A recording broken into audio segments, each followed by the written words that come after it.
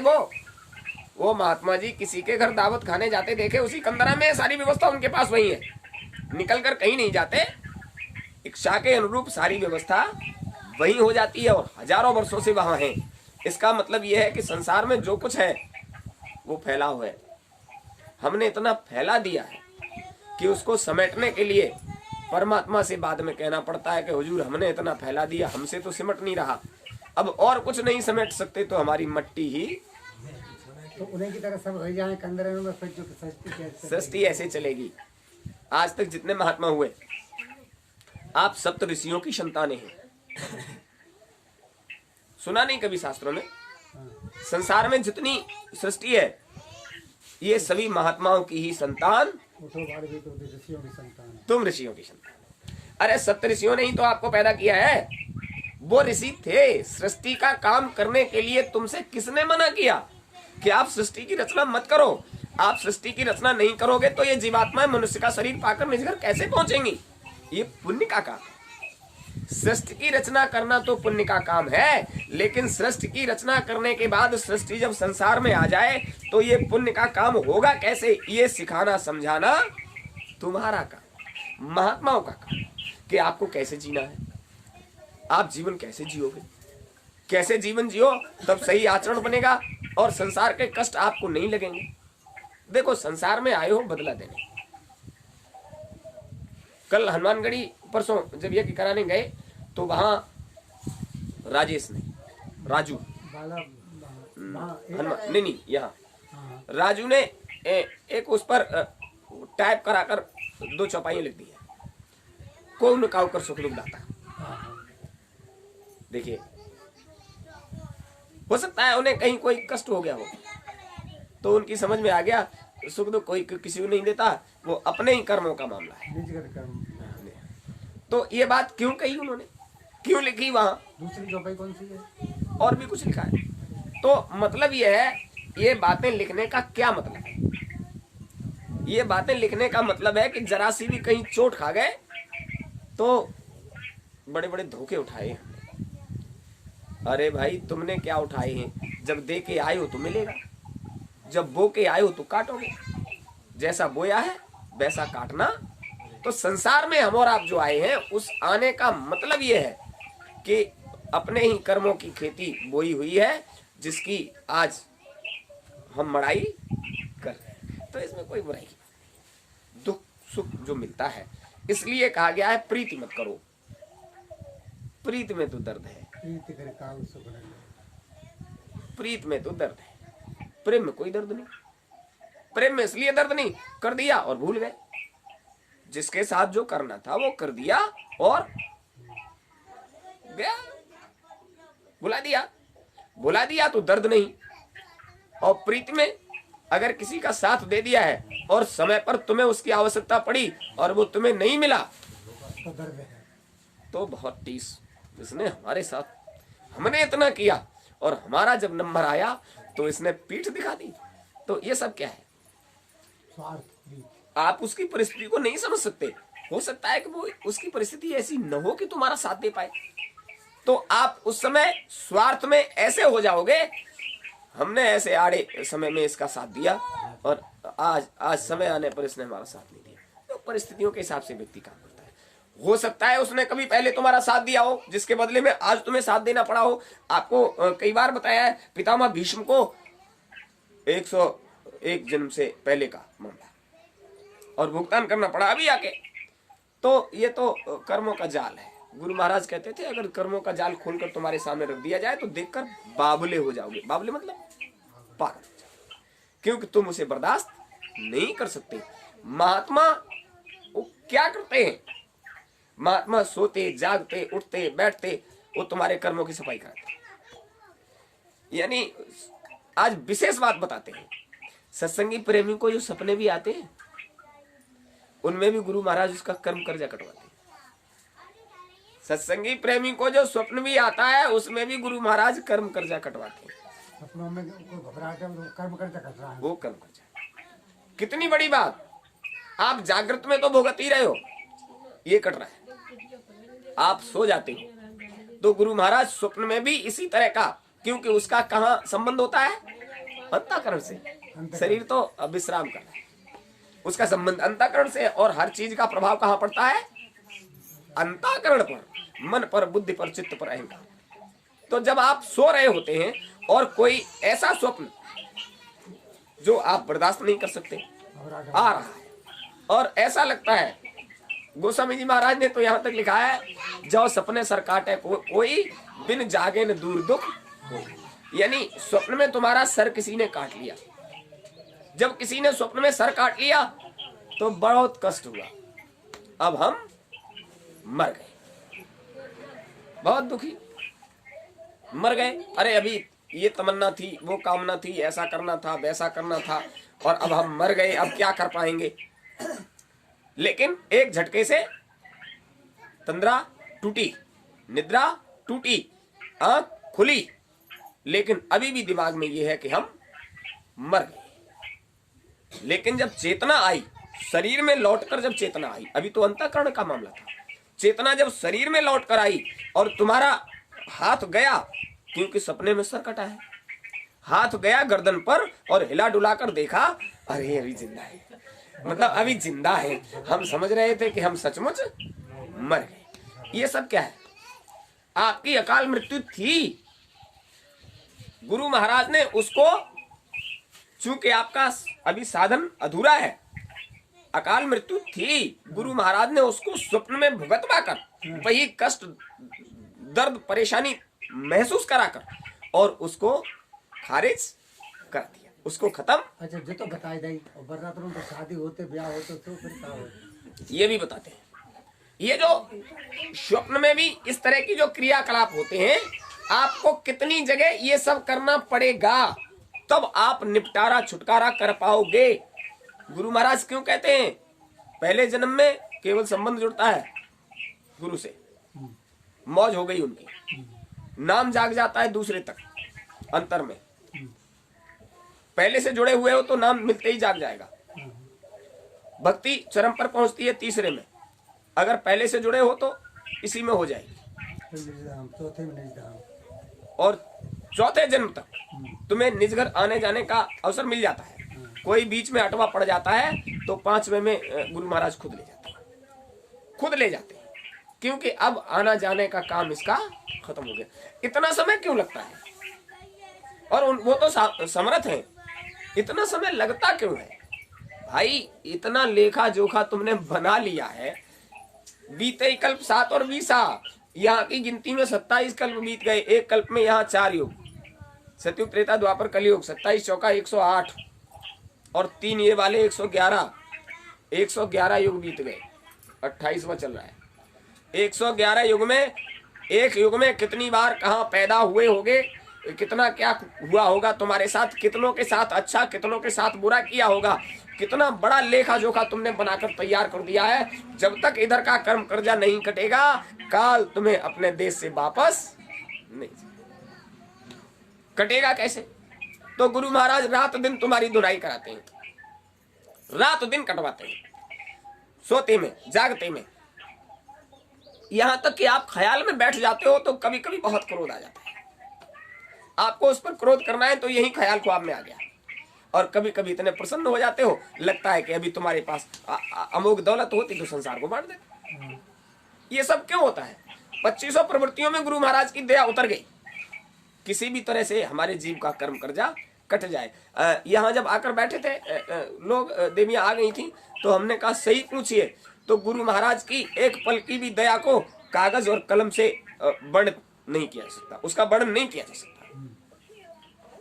उनकी दया हर पल उतरती है, ऐसा कोई पल नहीं जब उनकी दया नहीं। और तुम्हारे ऊपर इतने कर्म कर्जों के अब भार हैं कि वो कितने आस्ते से कटवा देते हैं, तुम ये अनुभव नहीं कर सकते। जो हजारों जन्मों में कटने चाहिए, उनका दावा है कि 4 नहीं लगने देंगे, 4 जन्म भी नहीं लगने देंगे, तुम्हें घर पहुंचा देंगे। लेकिन तब जब तुम्हें उनसे प्रेम हो जाए, बिना प्रेम के नहीं। अब कारण क्या है? दरबार पहुंचते बाद में हो, कामनाओं का थैला भर के लाते हो, हुजूर ये लाए हैं भेंट में, हुजूर महाराज के आगे कामनाओं का थैला रख दिया, ये भी हो जाए, वो भी हो जाए, ऐसा हो जाए, वैसा हो जाए। गुरु महाराज को एक बार ऐसी मौज आई, उन्होंने कहा बच्चा अब ये कामनाएं ले लेकर आते हो और बार बार कहते हो हुजूर महाराज ये परेशानी ये तकलीफ, किस बात की परेशानी है हुजूर? गुजारा नहीं होता। गुजारा नहीं होता? कैसे नहीं होता गुजारा? भूखे हो क्या? नहीं नहीं। रोटी मिल रही है? हाँ खा तो रहे। अच्छा।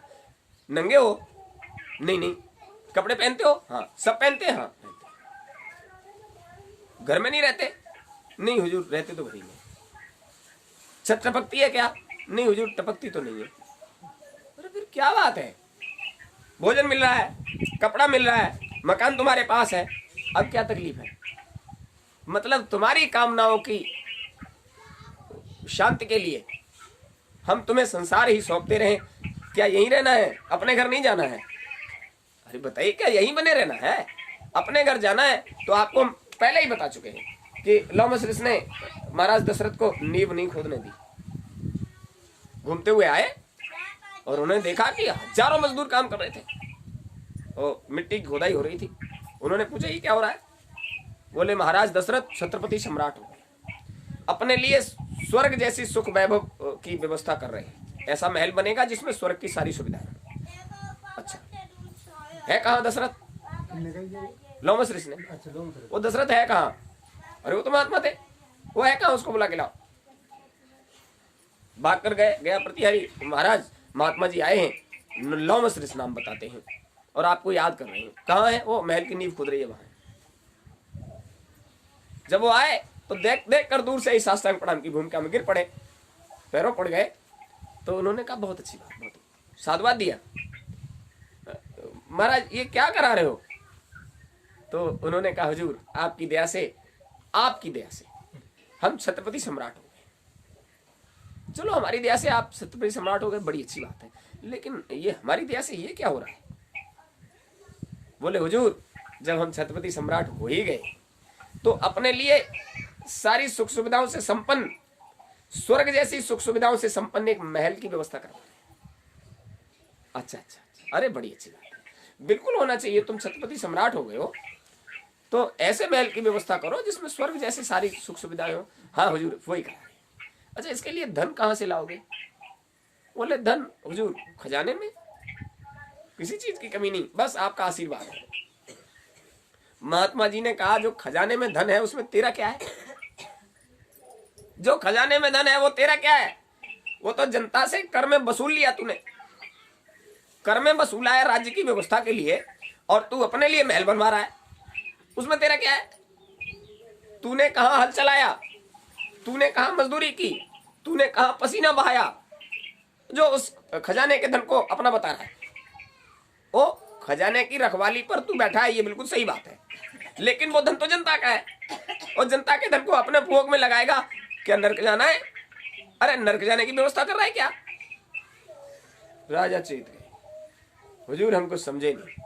अरे तो हम समझाते हैं, हमें देख रहा है? हाँ हुजूर आप तो सामने खड़े हो, देख हमको नहीं मालूम कि अभी संसार में हमें कब तक रहना पड़ेगा, और हमको ये भी नहीं मालूम कि हम कब से रह रहे हैं। उन्होंने अपने अचले को ऊंचा किया, उन्होंने कहा देख एक घुटने तक हमारे रोम गिर गए, हमारे शरीर के रोम एक घुटने तक गिर गए। ये रोम गिर गए इस बात का प्रमाण है कि जितने रोम गिर गए इतने कल्पों से हम इस संसार में, इतने कल्प से हम यही रह रहे हैं। हम अपने आप को बहुत ज्ञानी बहुत बुद्धिमान समझ रहे थे, उसका नतीजा ये रहा कि हम संसार में फंस गए। लेकिन याद रहे जब तक हमारे शरीर के सारे रोम नहीं गिर जाते, एक कल्प में एक रोम गिरेगा, और जब तक शरीर के सारे रोम नहीं गिर जाते हमारा ये शरीर गिरेगा ही नहीं। हम ऐसे ही जीवित संसार में रहेंगे, मरने वाले नहीं। आप सोच लीजिए, आपको तो ये भी पता नहीं आज हो कल रहोगे या नहीं रहोगे। इतने कल्प बीत गए, एक घुटने तक हमारे रोम गिर गए, और जब तक शरीर के सभी रोम नहीं गिर जाएंगे इतने कल्प लगेंगे अभी हमें शरीर छोड़ने में। हमारे सामने न जाने कितनी बार पृथ्वी नष्ट हुई है और फिर से इसका सृजन हुआ है। जाने कितनी बार सृष्टि विसर्जन हुई है और फिर सृजन हुआ है, न जाने कितनी बार, हमको गिनती भी नहीं पता, और कितनी बार हो जाएगी तब तक। महाराज ने पूछा, हुजूर आपकी तो बात सही है, लेकिन आप कहना क्या चाहते हैं? उन्होंने कहा, कहना ये चाहता हूं, मुझे ये पता नहीं कि मैं कब तक संसार में रहूंगा, और मैंने आज तक अपने लिए एक झोपड़ी भी नहीं बनाई है। मैंने अपने लिए एक झोपड़ी भी नहीं बनाई है, और तुझे पता नहीं आज है कल होगा या नहीं होगा। जनता का धन और तू अपने वैभव में लगाकर नरक जाने का सोच रहा है। बोले, हुजूर नहीं, ऐसा तो नहीं तो आज तू महल में नहीं रह रहा। हाँ हुजूर, रह तो महल में ही रहे, फिर इस धन को व्यर्थ में क्यों खर्च कर रहे हो? बोले, हुजूर हम समझे नहीं। बोले, इस काम को बंद कर दे, इसको बंद कर। तुरंत मना कर दिया, नींव को बंद कर दिया। हुजूर क्या करना चाहिए? उन्होंने कहा, देख हमारे आने का कोई उद्देश्य है, हम कहीं भी बिना उद्देश्य के नहीं जाते, हमारे आने का उद्देश्य है। अब तेरा समय आ गया है कि अपने घर जाने की सोच, इस संसार को छोड़ने का विचार बना, तेरे पास अब ज्यादा समय नहीं है। उन्होंने कहा, हुजूर फिर राज्य की व्यवस्था? राज्य की व्यवस्था जिसको देनी है उसको सौंप, और मन से निकाल ये राज्यवाज्य क्या होता है, मन से निकाल दे राज्यवाज्य क्या होता है। क्योंकि जब तक शरीर में बैठा है तब तक ये राज्य, और शरीर से निकलते ही इस राज्य में तेरा कुछ भी नहीं रहेगा, ये तो मिट्टी हो जाएगा तेरे लिए। इसलिए अपने घर जाने का विचार कर। बोले, हुजूर कैसे बनेगी बात? बोले, तेरे गुरु नहीं है? हाँ वशिष्ठ जी है हमारे गुरु। अरे और उनसे भी बड़े कौन हो सकते हैं, वो बहुत पुण्यात्मा है।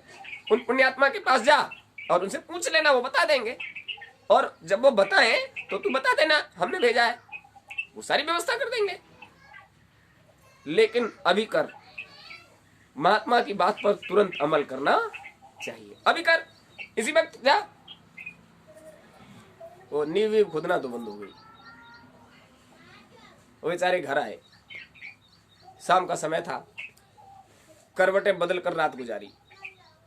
उन्होंने ये कहा था कि हम बिना उद्देश्य के कहीं जाते नहीं। उन्होंने महल की नींव खुदवाना बंद कर दिया और ये कहा, अपने गुरु के पास जा, राज्य की व्यवस्था वो कैसे कराएंगे वो कर, और तू अपने घर जाने की व्यवस्था कर। जब ये बात सामने आई तो रात भर करवटें बदलते रहे, और सुबह जल्दी निवृत्त होकर वशिष्ठ जी के पास पहुंचे और बोले, हुजूर ऐसे ऐसे बात है, ये बात है। उन्होंने कहा, अरे इसमें क्या बात है, अब राम राज्य के योग्य हो गया है, उसको शासन सौंप दिया जाए और भजन करो तो भगवान का, क्या बात है। उन्होंने कहा, हुजूर उसका मुहूर्त तो बताइए, इस काम को कब किया जाए, तो कब करना चाहिए। तो उन्होंने कहा, देखो जाओ 5 मत लागे नीका, भूरे देव राम को टीका। 5 पंच जब कह दें तभी कर लो, 5 पंच जब कह दें तभी कर लो। वहां जो लोग बैठे थे उन्होंने कहा, महाराज प्रभु श्री राम को राज्य देने के लिए किस मुहूर्त की आवश्यकता है, वो तो खुद ही एक मुहूर्त है, आप जब चाहो तब कर लो। कितनी बढ़िया बात। और ये जान रहे थे कि इनकी शादी संबंध का मुहूर्त हमने निकाला है, अब उस मुहूर्त का काम आ गया। गुरु वशिष्ठ से पंडित ज्ञानी शोध के लगन धरी, कर्म गति टारे। अब कर्मों की गति का समय आ गया, मुहूर्त निकालने से क्या हो जाएगा, इसलिए जाओ भोरे सुबह होते ही कर दीजिए। और वो जान रहे थे सुबह होते ही होगा क्या, वो जान रहे थे क्या होगा सुबह होते कर दीजिए। और सुबह होते ऐसा हुआ कि जिस दिन लोमस ऋषि ने उन्हें भेजा, एक पखवाड़ा नहीं गुजरा, 14वें दिन महाराज दशरथ को शरीर छोड़ना पड़ा। वो महल बनवा रहे थे, सुबह होते ही राम को वनवास हुआ। उनके वियोग में 14 दिन तक जीवित रहे, और 14वें दिन उन्होंने शरीर छोड़ दिया, जो महाराज अपने लिए महल की व्यवस्था करवा रहे थे। तो समझ लीजिए, संसार में तुम्हारी कामनाएं थोड़ी देर की है, जब तक शरीर में सामर्थ्य है कुछ भी कर लीजिए, लेकिन ये सामर्थ्य तो हीनता वाली है, हीन हो जाएगी। सामर्थ्यहीन होते ही कुछ भी नहीं रहेगा। तो अभी जो बीमारी आ गई, इसलिए इसको बुरा मत मानिए, कुदरत का साथ दो। कुदरत आपसे क्या चाहती है? कुदरत ने आपको मनुष्य का शरीर दिया था, आपने कुदरत से वचन, अपनी वाणी से उसको वचन के सूत्र में पिरोकर संसार को धारण किया था। अब प्रभु कृपा करो ये भांति, सब तज भजन करो दिन राती। गुरु महाराज समझ रहे थे संसार में पहुंचने के बाद सब तज नहीं हो सकता, रात दिन नहीं कर सकते, तो उन्होंने कह दिया बच्चा तुम्हारी संभाल के लिए 1 घंटा सुबह 1 घंटा शाम, यानी 2 घंटे का समय निकाल लीजिए, और जब समय मिले तब निकाल लीजिए, उसके लिए करो जरूर। जब तुम करोगे तो वो तुम्हारी संभाल जरूर करेगा। तो जब ये बात कह दी गई सब तजी, तो उन्होंने कहा सब नहीं तज सकते, तो तुमने जो वचन दिया है उस पर बिल्कुल भी अमल नहीं करते। परमात्मा को थोड़ा बहुत तो समर्पित हो जाइए। ये 100 वर्षों के बाद जो बीमारी आती है वो केवल अंतःकरण की सफाई के लिए आती है। और जब चारों तरफ लाशें दिखाई दे, जब चारों तरफ महामारी फैल जाए, फिर परमात्मा के एकांत में बैठकर हर प्राणी परमात्मा से प्रार्थना करता है, भगवान। वो हमारे यहाँ राम दुलारे थे, रामलीला जब हुआ करता था, वो अपने रोल में कहा करते थे, वो देवी जी के मठ में जब पूजा कराते तो अपने रोल में वो कहा करते थे, देवी मैया चाहे ताय लिए मैं तो तेरो ही हूँ। दुल्ली, हाँ, चाहे ताय लिए मैं तो तेरो ही हूँ। मतलब हम तो तुम्हारे भक्त हैं, संसार में बहुत है लेने वाले, जब तक शरीर में रहेंगे तब तक संसार भोगेंगे, हमें मत लेना। तो फिर क्या करने लग जाओगे? एकांत में बैठक भी करोगे, परमात्मा सब मर जाए हमें बचाए राखियो। लेकिन परमात्मा सुनेगा कब तुम्हारी? जब तुमने परमात्मा की कभी सुनी होगी तो वो तुम्हारी सुनेगा, और जब आज तक तुमने उसकी नहीं सुनी वो तुम्हारी क्यों सुनेगा? तो खूब समझ लीजिए, अब समय आया है, वो बहुत सुंदर समय है। अब तो परमात्मा के प्रति आपको झुकाव लेना पड़ेगा, अब तो परमात्मा के प्रति समर्पण करना पड़ेगा। अगर प्राण बचाने तो संसार में कैसे रहा जाता है ये व्यवस्था करो, सुख में सच्चा भगत होता है। और जिस काम के लिए संसार में रह रहे हो उस काम को जरूर करो, इसके लिए नहीं रह रहे हो। अब कारण क्या है? गुरु महाराज ने तो 2 ही बातें कही कि बच्चा अगर वास्तव में अपना कल्याण चाहते हो तो रहनी और गहनी को सुधार लीजिए। रहनी गहनी सुधार लीजिए। रहनी मतलब ऐसे लोगों में मत बैठो जो आपके अंतःकरण को कुरेदने की बात करें। ऐसे लोगों में मत बैठो जो आपके मन को खराब करने की, बुद्धि को खराब करने की, चित्त को खराब करने की, अहंकार को उकसाने की बात करें। लेकिन क्या करें, ये मन ऐसा हो गया है, ये खुद भी वही करता है और दूसरे से भी वही करवाता है, जिससे ये खुद विप्लव में रहे और दूसरे को भी विप्लव में डाले। आपकी आदत पड़ गई है। वहां संगत में जरूर जाकर बैठोगे जहां एक दूसरे की निंदा बुराई हो रही हो। जैसे प्यास लगने पर पानी के लिए तड़पते हो ना, ऐसी आदत बन गई है निंदा बुराई की जगह बैठने की। जब बहुत प्यास लगती है तो लगता है कि पानी मिले, और जैसे ही संसारी काम से फुर्सत मिली कि वहां जहां बैठक होती है, वो कौन से भगवान बताए थे मास्टर साहब?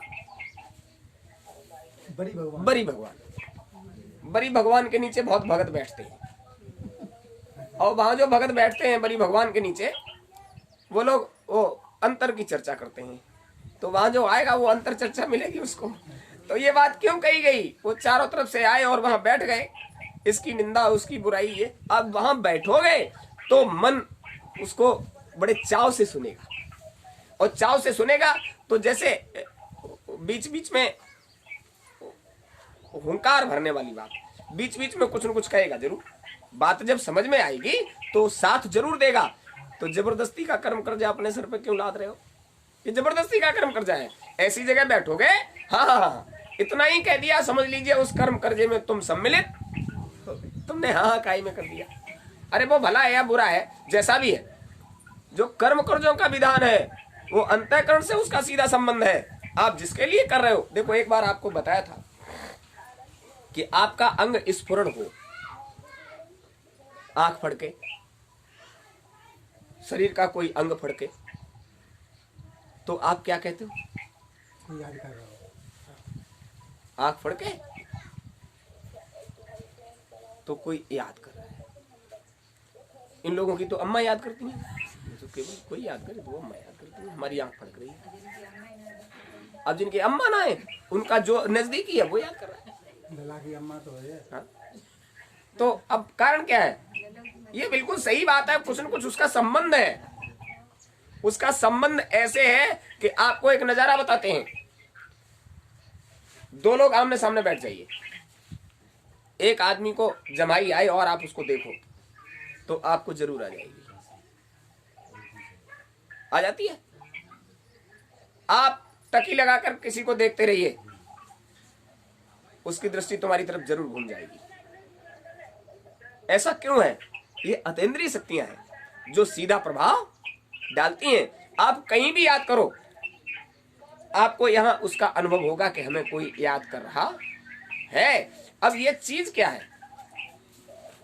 देखिए, प्रभु श्री राम ने लक्ष्मण से कहा, क्यों दायां अंग फड़कता है, यह नहीं समझ में आता है, इसमें क्या छिपा हुआ रहस्य, इसका विधना ही ज्ञाता है। प्रभु श्री राम ने लक्ष्मण से कहा, हमारा दाहिना कंधा फड़क रहा है। तो उन्होंने कहा, प्रभु संकेत इस बात के हैं कि यहां आए हो, इसमें गुरुदेव विश्वामित्र का कोई न कोई तो साधन है, कुछ न कुछ तो बात है। आज से पहले आपने कभी नहीं कहा कि हमारा दाहिना अंग फड़क रहा है। इसका मतलब क्या है कि शुभ संकेत कुदरत देने लग जाती है। और अभी जो संकेत मिल रहे हैं वो कैसे? खराब के लिए खराब संकेत और अच्छों के लिए अच्छे संकेत। अच्छों के लिए चेत जाओ, अभी समय आ गया है, अभी चेत जाओ। चेत जाओगे तो तुम्हारा काम बन जाएगा, और अभी नहीं चेतोगे तो इससे खराब समय नहीं होगा, और अभी चेतोगे तो इससे अच्छा समय नहीं होगा। 100 वर्षों के बाद धुलाई का समय आता है। अभी धुलाई मजाई, ये धोबी आ गया है और बड़ा अच्छा धुलाई करता है। अब इस धुलाई में जितना गंदगी होगा वो छांटेगा, और इसमें भी जो रह जाएगी वो परिवर्तन करने वाला आएगा, फिर वो छांटेगा, क्योंकि इस धुलाई में भी लोग रह जाएंगे। ये कुदरत कर रही है, तो वो फिर भेजेंगे, जाओ जो रह गए उनको भी निकाल के लाओ। तो वो फिर कुदरत के बाद वो आएंगे धुलाई करने वाले, और अगली व्यवस्था जो बनेगी उसमें गुरु महाराज कहते थे, 12 कोस सिखा हुए जाकी, कंठ सु तेज झरे। 12 कोस, 12 कोस पे चराग जलेगा। बहुत दिन से कहता है छोटे मतलब। हाँ, वो कुदरत का काम जो है उसका लंबा विषय होता है। 12 कोस सिखा हुए जाकी, यानी दीपक 12 कोस पे जलेगा। अभी तो शुरुआत भी नहीं है, 12 कोस पर दीपक जलेगा। कंठ सु तेज झरे, प्राणी से प्राणी इतनी दूर होगा, कितना भी चिल्लाओ तुम्हारी आवाज वहां तक नहीं पहुंचेगी, इतना दूर इंसान से इंसान हो। अच्छा, आप लोग नजदीक रहना चाहते हो? 2 गज की दूरी। अरे 2 गज की दूरी तो इस समय के लिए कहा गया है। मास्क है जरूरी। 12 कोस की दूरी, गुरु महाराज ने कहा ये 2 गज तो बहुत छोटा है, शुरुआत हुई है, दूरी की शुरुआत हुई है, तब 12 कोस की